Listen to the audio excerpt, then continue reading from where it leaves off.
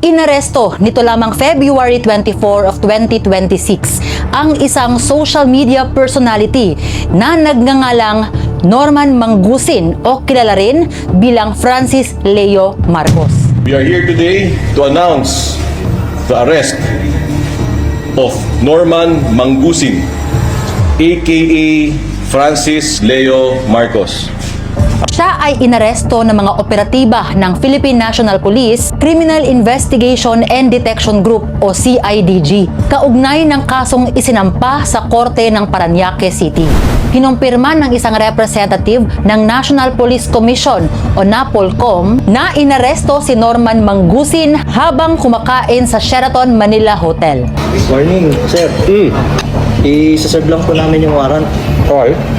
Ikaw po ba si Norman Mangusin po? Alias Francis Leo Marcos?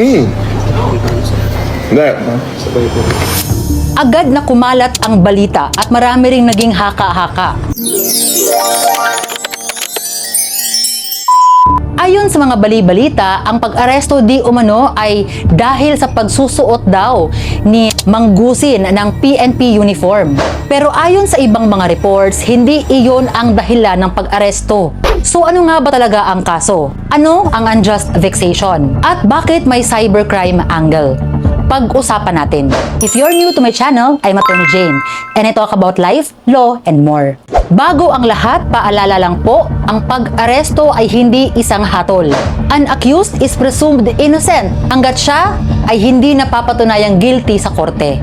Ngayon, para maintindihan natin kung ano nga ba ang mga kaganapan, kailangan natin ng konting background. Sumikat si Mangusin noong pandemic dahil sa tinatawag niyang Mayaman Challenge. Siya ay nanawagan sa mga may kaya na tumulong sa mga taong naapektuhan ng lockdown. Maraming natuwa, maraming sumuporta at mabilis lumaki ang kanyang online following. Pero kasabay ng pagsikat ay dumami rin ang mga kontrobersiya.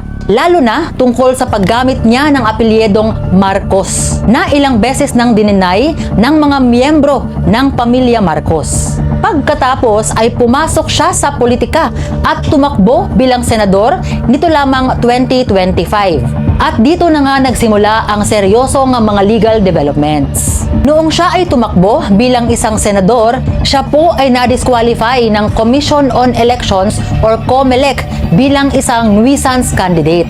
Nireklamo niya ito at umakyat siya sa Korte Suprema at humingi siya ng tinatawag nating Temporary Restraining Order or TRO. At binigyan naman siya ng Korte Suprema. Pero makalipas lamang ang 2 araw nang siya ay nabigyan ng TRO, siya ay nag-withdraw bilang isang kandidato sa eleksyon. At dahil nga sa kanyang ginawa, siya ay hinatula ng Korte Suprema ng indirect contempt. At siya ay pinagmulta ng 30,000 pesos. Dagdag pa ng desisyon, ginawa umanong katawa-tawa ni Mangusin ang Korte Suprema at ang Commission on Elections. Dahil dito ay binasura ng Korte Suprema ang kanyang petisyon kaugnay sa pagiging nuisance candidate bilang moot and academic at tuluyang inialis ang naunang ibinigay na Temporary Restraining Order or TRO.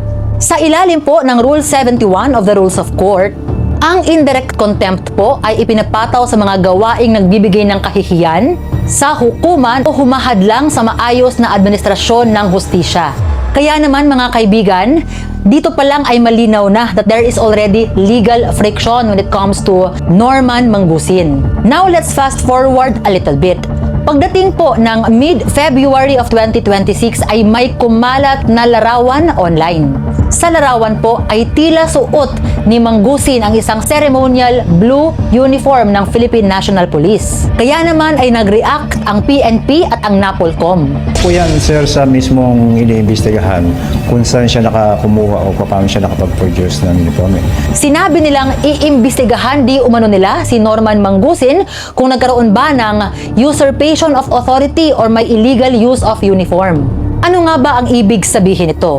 Sa simpleng salita, nangyayari ang usurpation kapag nagpanggap kang opisyal ng gobyerno kahit hindi naman. Nagkakaroon din ng illegal use of uniform kapag nagsuot ka ng official uniform nang walang pahintulot. Ano naman ang naging depensa ni Norman Mangusin? Ayon sa kanya ay edited lamang daw ang litratong lumabas. Humingi rin siya ng tawad at sinabing handa niyang sagutin ang lahat ng paratang laban sa kanya. Mahalaga pong malaman mga kaibigan na sa puntong iyon ay investigasyon pa lamang ang nagaganap at wala pang opisyal na naging finding. At ito po ang mahalaga. Ang nangyaring pag-aresto nito lamang February 24 ay hindi po dahil doon sa kumakalat na balita na di umano'y nagsuot siya ng ceremonial blue uniform ng PNP. Ang lumabas na warrant po ay may ibang basehan.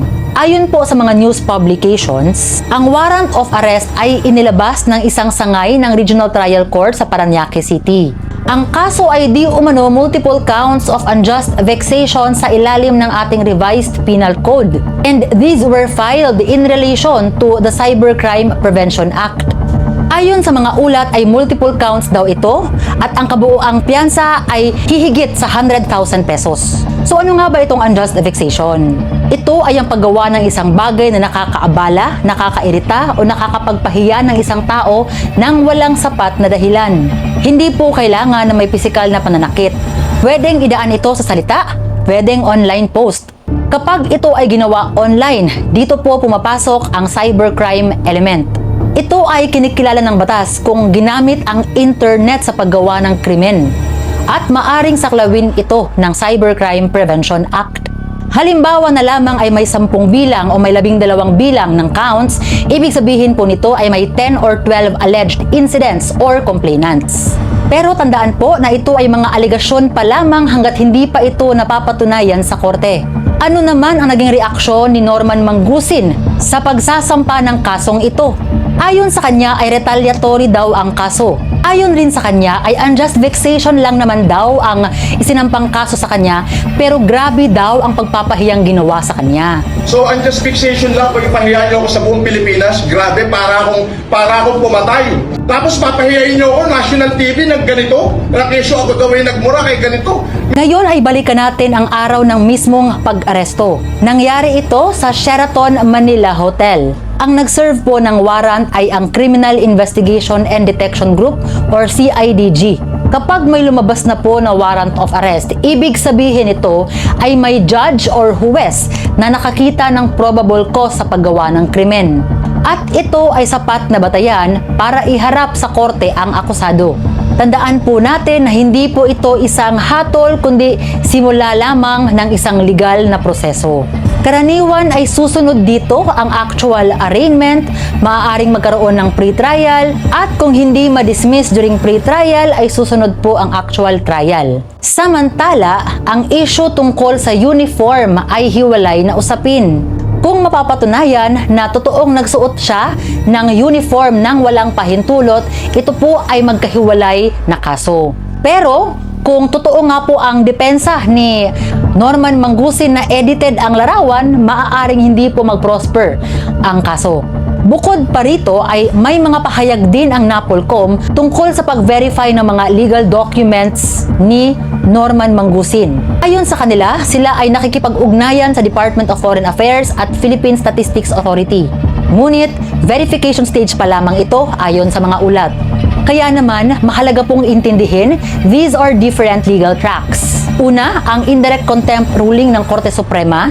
Sumunod dito ang unjust vexation case na naging basihan ng paglabas ng warrant of arrest. May investigasyon rin tungkol sa illegal na paggamit ng uniforme at may mga document verification concerns din. Again, iba-iba po ito. So ano nga ba ang maaari nating matutunan sa mga kaganapang ito?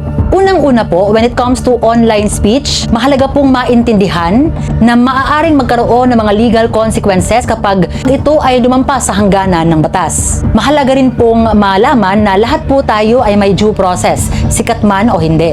At ang magdedesisyon sa lahat ng ito ay ang korte at ang basihan po ay ang mga ebidensyang ilalabas. Hindi po ito base sa social media comments, hindi din po base sa mga viral posts. Ayon nga po sa isang news report, The case of Norman Mangusin highlights the growing scrutiny of online personalities who leverage social media influence while facing questions about accountability. Ito pong mga legal battles ni Norman Mangusin, they are expected to continue, underscoring the intersection of digital fame and legal responsibility in the Philippines. Now, I want to hear from you. Sa tingin nyo ba ay may sapat na basehan na mga kasong isinampa laban kay Norman Mangusin? Let me know your thoughts. So I guess that's it for now. Till next time! Legal chit chat on the open road. Shane's got the answers to every code.